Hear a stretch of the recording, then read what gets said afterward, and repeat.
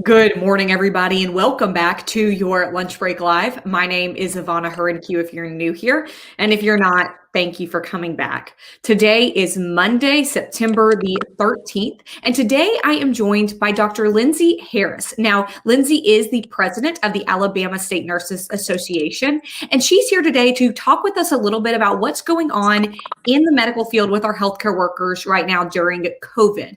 Now, again, Lindsey is serving still as the president of the Alabama State Nursing Association. She took on that role in September 2020. So coming up on that 1 year mark of holding this position, and she will hold it for another year. So Lindsey, I know I have a lot of questions for you I want to get into, but first of all, what a time to hold the position that you are in. I know you're also still working, you're a nurse practitioner, still doing your healthcare duties, and then also being the president of the State Nursing Association. So how have you done all of that in the last year? Ivana, it's truly have been busy. It really has been a challenge. But I think that honestly that God should just prepared me just for this time. Well, and you obviously are as prepared as you're going to be going into something like this. There's not a whole lot of prep work you can do to be thrust into a pandemic and leading the association through this. So hats off to you. Let's get into some of the topics that we have heard so much about over especially the last few weeks and months. As we know that COVID cases have begun rising again, we kind of had a little bit of a plateau in that early summer, and we've seen those cases rising. And with that, we've heard so many members of hospital administration, so many members of the state public health department talking about nursing shortages. So tell us exactly what that means when we say there's a shortage of nurses, and how does that affect the healthcare system as a whole? Number one, for people with COVID and people who don't have COVID but still need medical care. Let's take the first question first. So let's talk about nursing shortages. This is nothing new to healthcare. We have had nursing shortages for years and years and years, for decades. Okay, so nursing shortages is nothing different. We don't think we know that COVID has just really shined a light and really heightened the nursing shortage. So nurses currently now, they are working short, right? So that just means basically that they don't have the adequate staffing that they would normally have according to their patient and nurse ratios.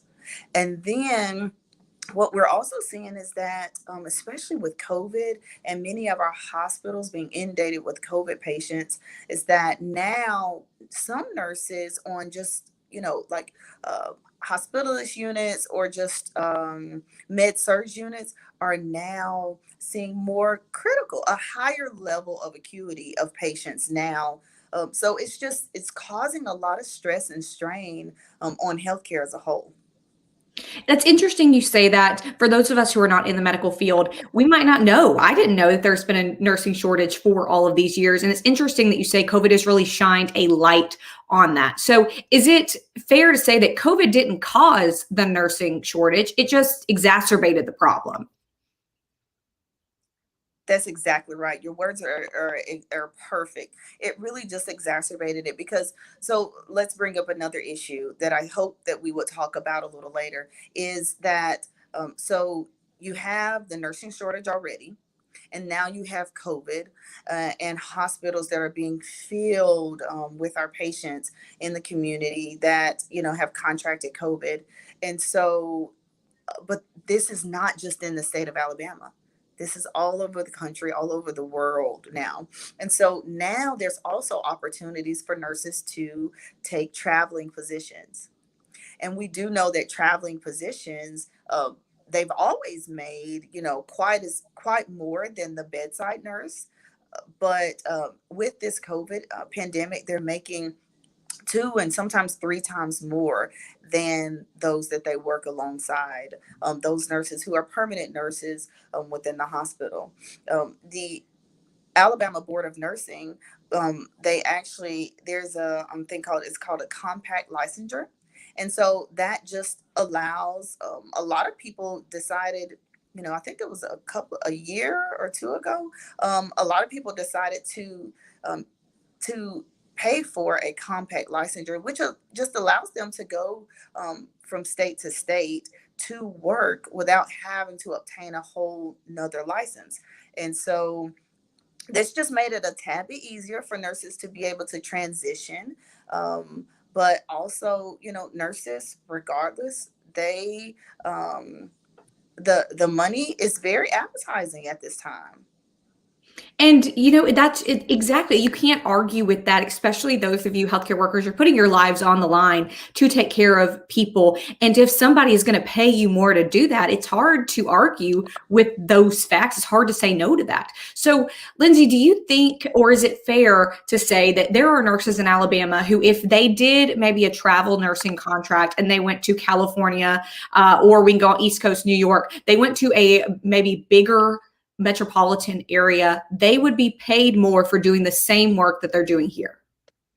Oh, absolutely. And then vice versa. You have some nurses that are here and traveling within the state, that are doing the same thing. They just may leave their home hospital and go to a different hospital. That is definitely being done.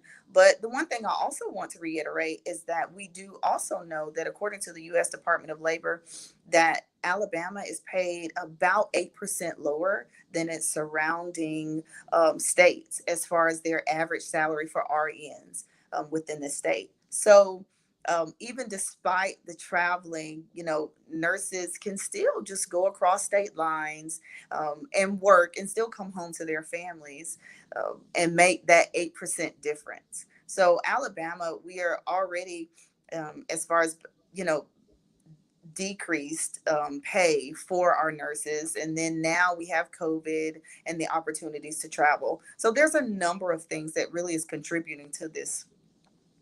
8%, that might sound not very much, but it's a lot. That adds up to a lot. Lindsey, why? Why is Alabama 8% lower than some of our neighboring states? As you said, you think about some of our border towns and some of our areas where people can cross over the line. You think about maybe Phoenix City, Auburn, those areas, people can drive over into Georgia, and on the other side of the state with Mississippi. So what is the reason that Alabama has for paying its nurses lower, a decent amount lower than neighboring states? That is something that we, the Alabama State Nurses Association, is really delving into right now.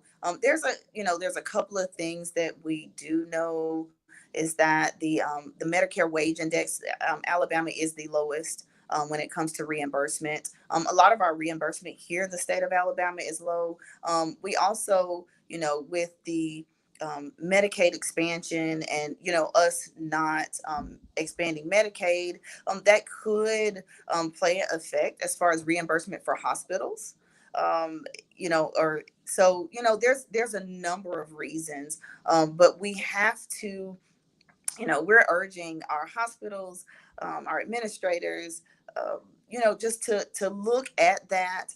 Nursing is truly the backbone of healthcare. I think one of the things we do know is it's been the most trusted profession for the past 19 to 20 years. So it's been, it's very vital for the healthcare role, and so we must continue to take care and value our nurses here in the state. You talk about valuing our nurses, and that's something. It is the pandemic, is all of the horrible things that have come of the pandemic. Hopefully people have maybe a newfound respect even for our frontline healthcare workers. But Lindsey, I know you're in the hospital. I know that you have friends and maybe family members that are also healthcare workers. So what are you seeing on the front lines, and how are your colleagues holding up? I know that COVID has got to be, it's draining for everybody, but especially for those of you who are seeing people very sick, people dying in the hospitals. How are y'all handling that? I can say, Ivana, it is very, it's taxing. It's stressful, both mentally and physically. I always talk about In fact, my grandfather said this. There's a couple of types of tired.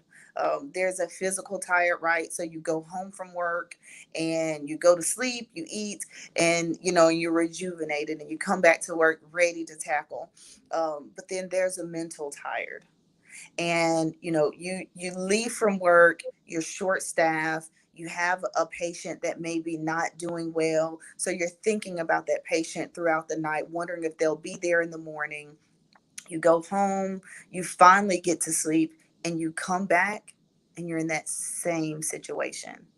That's a mental tiredness. That is exactly what nurses are going through each and every day. So it is, I mean, it's definitely a strain. The Alabama State Nurses Association, we have definitely tried to identify um, an opportunity to help our nurses with, it's a program called Nurse to Nurse.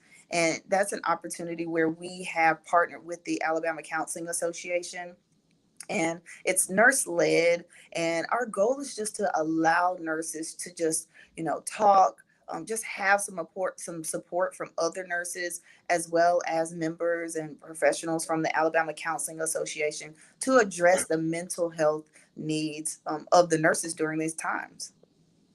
And I know that I have heard from healthcare workers, I'm sure you've heard the same thing, of saying, I don't want to make one more call to a family saying that their family member is going to be intubated, or that their family member has passed away, or any of the above. I'm tired of it. I can't do it anymore. So, Lindsey, what can just the average person do to help our nurses to take some of the strain off of the healthcare system? One of the things is, we're definitely encouraging everyone to get vaccinated. If you're not vaccinated, just please, take care of yourself. Continue to wear your mask, to continue to social distance, and continue to utilize, proper hand hygiene.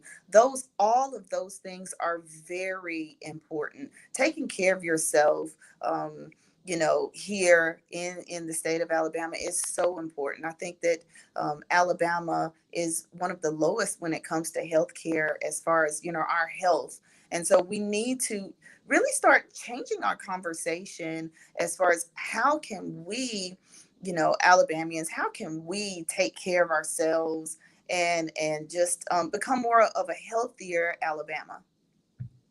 And I know, Lindsey, we could talk about this all day. You have patients that you have got to get back to. We're going to let you do that. But first of all, from all of us, thank you for the work that you and your colleagues are doing on the front lines. And thank you for answering some of our questions about this today, and kind of shining a light on what it's like inside the hospital for those of us who can't see. Well, thank you. I really appreciate the opportunity, and I look forward to speaking with you all again. Thank you so much, Lindsey. Everybody watching, thank you so much. We'll see